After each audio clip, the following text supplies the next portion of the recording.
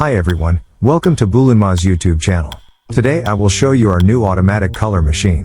The machine works on rings or bangles and uses an ultrasonic engraver head. There are 5 different types of diamond tools to choose from: small, medium, big, and 2 or 3 mm convex. Let's get started by turning on the machine.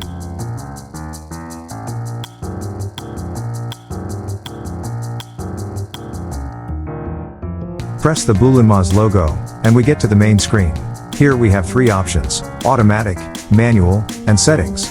If we choose automatic mode, we have to set up our parameters, enter the size of our workpiece, and hit start to let the machine do everything on its own. We go back to the main menu by touching the house icon, and now we take a look at manual mode.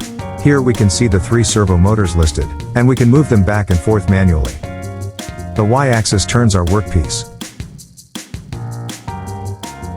The X-axis is for the left and right movements.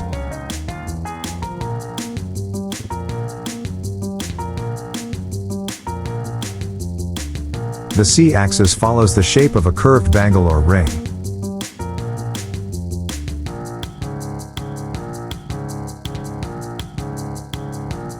Each curved, or Bombay-style bangle has a different radius. To compensate for these differences, we can adjust the engraver height with this knob. Here on the bottom, we can adjust the height of our workpiece if needed. We can release the servo motor to quickly check the C-axis movement manually. This time we have a flat surface bangle, which means I do not have to set up the C-axis radius. Now I will turn on the ultrasonic engraver with this switch right here. As you can see, it turns on an extra light too. We can adjust the intensity right here. Different materials will need different settings. We are back in automatic mode, and it is time to start the process, so I hit the green button here. After a visual check, I slightly adjust the engraver's position for the rainbow effect. And that's how it's done.